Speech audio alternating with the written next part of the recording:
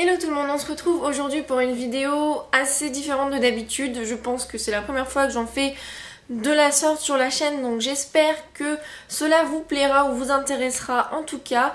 Avant de commencer la vidéo, je voulais juste vous dire qu'aujourd'hui je ne suis pas très bien. Je me suis posé la question est-ce que j'allais filmer ou pas filmer cette vidéo, mais j'ai vraiment envie de la poster demain, puisque je filme ça donc mercredi soir. Si je la poste pas demain, donc le jeudi 11 septembre 2014, je pense que ça ne servirait à rien de la poster un autre jour, puisque si vous avez pu le voir sur le titre de la vidéo, je vais parler du 11 septembre dans la fiction. Donc je me suis dit que si j'en parlais, je sais pas moi, vendredi ou samedi quand je me sentirais mieux, il y aurait plus du tout aucune logique dans tout ça. Donc en fait, si vous me connaissez, si vous me suivez depuis un moment, vous savez que la culture américaine, voilà, c'est une de mes passions.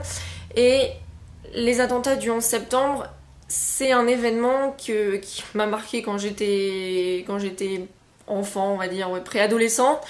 Et je pense que c'est le cas pour beaucoup, mais c'est vrai que il a continué à me marquer au fil des années et c'est un événement qui me touche particulièrement. Je pourrais pas vous expliquer pourquoi, c'est peut-être voilà, parce que déjà la culture américaine me plaît, mais je pense qu'il y a vraiment tellement de choses derrière cet événement, au-delà du côté vraiment horrible de l'attentat. Il y a un côté politique, il y a un côté économique, il y a un côté humain, et c'est vrai que voilà, c'est quelque chose qui me touche beaucoup, et je me suis dit que ce serait l'occasion de vous en parler un petit peu plus sur la chaîne, d'autant que j'ai eu la chance entre guillemets cet été d'aller donc au mémorial du World Trade Center à New York. Donc du coup je vous laisserai également le vlog en barre d'infos si ça vous intéresse d'aller voir ce que j'ai fait là-bas, même si j'ai pas beaucoup vlogué non plus, parce que je pense que ça se faisait pas non plus de rester avec la caméra dans le musée genre oh vous avez vu là c'est là où les gens ils sont morts. Voilà, c'est pas forcément très réjouissant. Mais donc on va commencer tout de suite. Je n'ai pas énormément de choses à vous montrer, c'est vrai que j'ai lu quelques livres de fiction qui étaient autour du 11 septembre, de même que les films. Maintenant, j'en ai pas non plus lu des dizaines et des dizaines. N'hésitez pas à me dire en commentaire si vous en avez à me conseiller, si vous en avez lu. Et en attendant, je vais commencer avec le livre le plus récent que j'ai lu à ce sujet. Il s'agit de Love is the High Law de David Levithan. Je sais pas pourquoi j'ai regardé ça, je le sais très bien, enfin bref, c'est pas grave.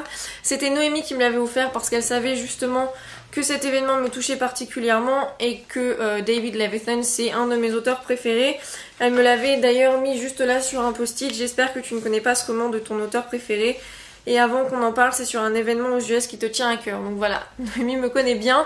J'en avais parlé dans une update lecture, juste comme ça, il y a quelques mois déjà.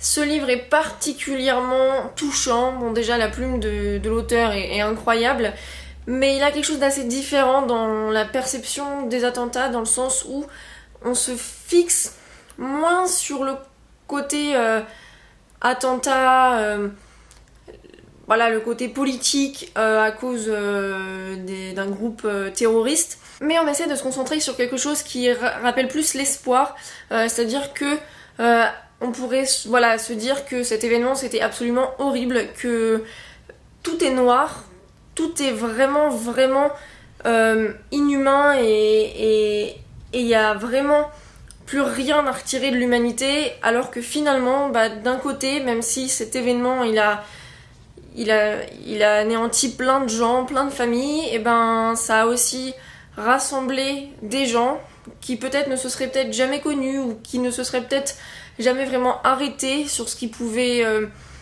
recevoir de l'autre. Et c'est vrai que ça parle beaucoup d'amour, d'amitié, vraiment de ce rassemblement, de ce soutien qui est né après le 11 septembre. Alors c'est dommage, effectivement, si on voit de ce côté-là, que il a fallu attendre ça pour que les gens se rendent compte à quel point il fallait qu'ils se soutiennent. Mais la façon dont c'est écrit, la façon dont c'est raconté, les personnages, parce que donc c'est du point de vue de 3 personnages différents, 3 personnes qui se rappellent où ils étaient et ce qu'ils faisaient au moment où les avions se sont crashés sur les tours, et ils essayent de se reconstruire plus ou moins ensemble, parce que cet événement va les faire se rencontrer plus amplement si on veut. Et voilà, c'est un livre que j'adore, même si c'est difficile de dire ça aussi, parce que je vais pas dire oh là là il est trop bien ce livre, parce que ça reste quand même quelque chose d'assez émouvant, et que c'est pas forcément un événement pour lequel on peut être enthousiaste. mais c'est vraiment un livre que je recommande. Il est pas sorti en France, je pense que il sortira pas tout simplement parce que peut-être c'est pas forcément dans notre culture, les gens seraient pas forcément autant touchés parce qu'en France c'est pas, ça a pas la même répercussion. Mais si vous lisez en anglais et que vous aimez les livres assez courts, poétiques, beaux et forts, et ben je vous le conseille parce qu'il est vraiment vraiment incroyable et c'est pas le livre de l'année, mais sur le sujet il est très très beau. Je ne peux pas ne pas parler du 11 septembre dans la fiction sans aborder Extrêmement fort et incroyablement près de Jonathan Safran Foer que mon chéri m'avait offert. Là j'ai la couverture avec la fiche du film que d'ailleurs je vais approcher également. C'est un contemporain que j'ai beaucoup aimé. C'est pas du tout dans le même style que Love is the Higher Law parce que il y a quelque chose vraiment d'innocent étant donné que c'est perçu à travers les yeux d'un enfant et c'est pas exactement sur la reconstruction, même si ça s'en rapproche parce que le petit, en fait, si vous ne connaissez pas l'histoire, c'est Oscar qui a 9 ans. Il est un peu différent des autres parce qu'il est surdoué, il est beaucoup plus aware de ce qui l'entoure. Conscient, voilà, c'est ce que je cherchais le mot. Son père décède dans l'attentat du 11 septembre et en fait il retrouve une clé dans ses affaires et il pense que ça va l'aider à comprendre cette injustice, à comprendre pourquoi son père est mort. Du coup il s'en va dans toute une aventure dans New York pour essayer de comprendre d'où vient cette clé et qu'est-ce qu'elle ouvre. Et il va faire en fait des rencontres incroyables dans tout New York, des rencontres qui vont l'aider à se forger et à grandir également et à comprendre ce qui s'est passé, même si ce sera pas forcément de ce qu'il imaginait. Le livre est illustré à des moments par des photographies, donc là vous pouvez voir une serrure justement, et des photos un peu plus délicates et difficiles puisque ce sont des images des tours avec des gens qui se jettent de la tour tout simplement. Donc voilà, c'est un livre que j'aime énormément, c'est fort, c'est beau, mais évidemment c'est pas forcément un sujet léger non plus, mais c'était vraiment un très très bon contemporain que je rachèterai en VO par contre parce que donc j'ai bien envie de voir plus la plume de l'auteur. J'ai trouvé qu'il y avait vraiment une comment dire, on sentait fortement la traduction, si vous voyez ce que je veux dire, ou pas d'ailleurs, mais c'est pas grave. Je le recommande et le film est pas mal du tout non plus. Dans mon souvenir, parce que je l'ai vu à sa sortie, dans mon souvenir il changeait un petit peu du livre sur certains aspects, mais je me rappelle l'avoir beaucoup aimé.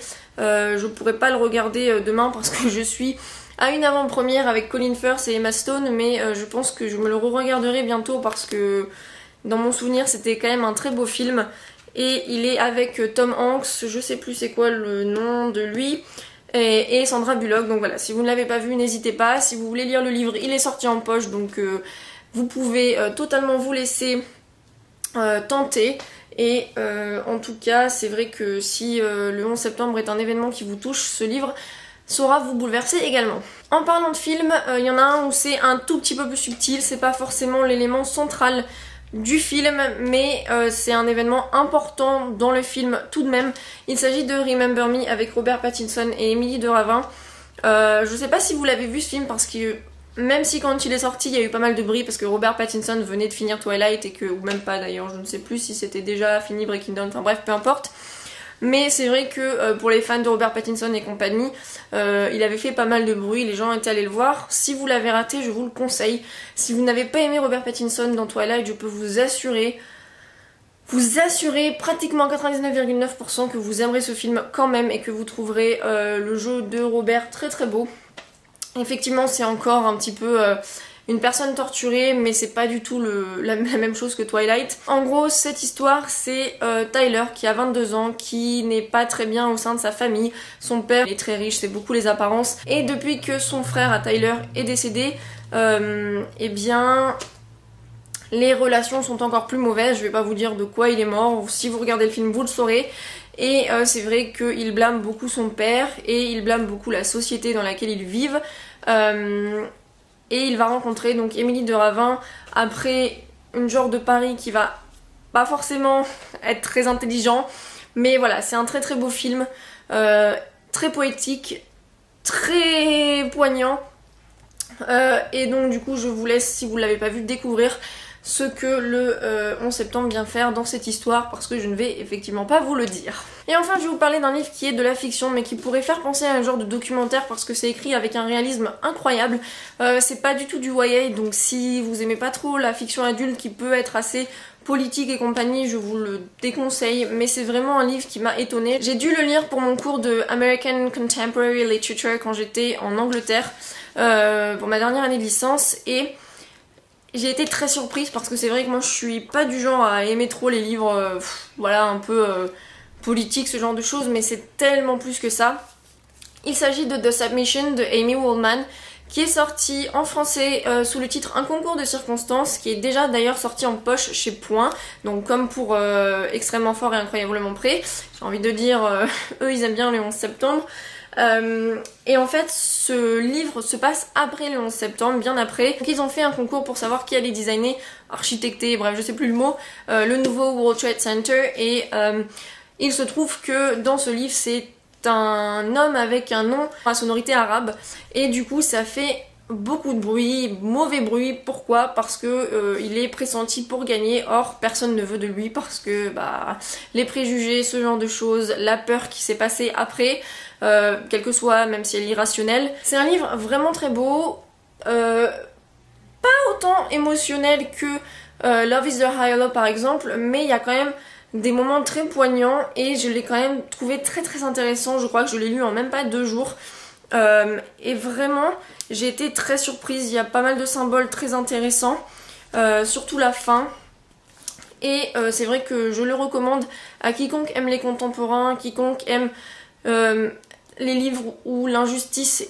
est assez centrale, et surtout avec un sujet comme celui-ci. C'est vrai que bah il faut voir aussi les 2 points de vue, c'est pas toujours facile, mais voilà, je le recommande vivement.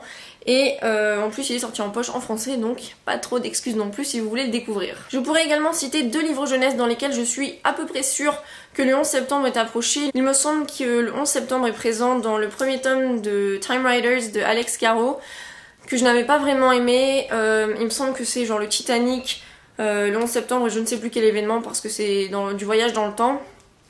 Personnellement j'avais trouvé que c'était beaucoup trop facile d'utiliser des grands événements comme ça pour un premier tome. De la manière dont c'était fait, j'avais pas forcément beaucoup apprécié. Je crois que le dernier événement c'était la Seconde Guerre mondiale. Voilà, moi personnellement j'avais pas beaucoup aimé, mais il me semble qu'il a de très bonnes notes et que beaucoup m'ont apprécié, donc n'hésitez pas à le lire si ça vous intéresse, les voyages dans le temps et un petit peu le côté très aventurier, ce genre de choses. Et il me semble que c'est également approché dans 12 minutes avant minuit de Christopher Hedge, qui est un roman policier pour enfants. Et je crois que l'événement est mentionné, mais je n'avais pas aimé, enfin du moins j'avais pas apprécié la façon dont ça avait été porté. Parce qu'il me semblait, si je me souviens bien, que en gros les événements étaient écrits, on va dire, c'était le destin en fait, donc on va dire des croyances pas forcément scientifiques, et j'ai trouvé que c'était très bizarre. Enfin moi j'ai trouvé ça un peu moyen, pas très délicat, mais je peux me tromper. Il me semble que c'est vraiment pour ça que ça m'avait choqué, donc peut-être que je me trompe. Si vous l'avez lu et que vous vous en souvenez, n'hésitez pas à me le dire. Encore une fois, n'hésitez pas à me conseiller des livres de fiction dans lesquels est mentionné le 11 septembre, parce que c'est vrai que j'aime beaucoup lire sur ce sujet.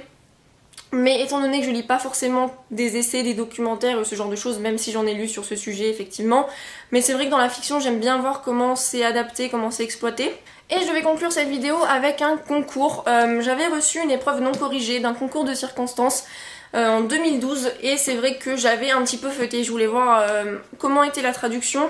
Elle m'avait été envoyée et j'ai trouvé ça intéressant. Effectivement ce sont des épreuves non corrigées, donc bah c'est possible qu'il y ait des fautes, c'est pas la version définitive, mais je pense sincèrement que c'est quand même, voilà, ça relate très bien l'histoire, il n'y a absolument aucun problème à ce niveau là, donc la voici. La couverture a été changée il me semble, en version poche c'est pas du tout la même couverture, mais voilà, je me suis dit que comme moi j'avais déjà ma version en VO de toute façon, voilà, elle est comme ça, hein, je vous cache pas comment elle est. Donc voilà, je me suis dit que ça pourrait être quand même intéressant. Si ça vous dit de le lire et que vous n'avez pas forcément envie de dépenser de l'argent dedans et que ça vous intéresse, je fais gagner une copie à l'un d'entre vous. Tout ce que vous avez à faire c'est liker cette vidéo, être abonné à ma chaîne, et si vous voulez mettre un commentaire et que je vous entre dans la participation du concours, il me faut mettre le hashtag, comme ça, hashtag Remembering 911, donc je vous mettrai ça en barre d'infos de toute façon si vous voulez l'appellation exacte. Si vous voulez mettre un commentaire mais que vous voulez pas participer pour le concours, bah il suffit de pas mettre le hashtag et comme ça je saurai différencier les participations des non-participations. J'espère que ça vous plaira, qu'il y aura des participations parce que vraiment je le recommande. C'est un bon livre, c'est pas le livre de l'année encore une fois, mais sur le sujet c'était vraiment pas mal. J'espère que cette vidéo vous aura plu, vous aura intéressé. Encore une fois je suis désolée si je suis pas dans la même humeur que d'habitude, mais c'est un peu difficile. En tout cas je voulais vraiment poster cette vidéo aujourd'hui. N'hésitez pas à me dire encore en commentaire si vous avez des conseils, si ça vous tente de lire certains de ces livres ou de voir certains de ces films. Et nous on se retrouve bientôt dans une prochaine vidéo. Bye. Et Adam Dekari est juste mais... et son frère aussi. Donc je partirai sûrement avec les deux frères. Bon là c'était mauvais ça. Oups.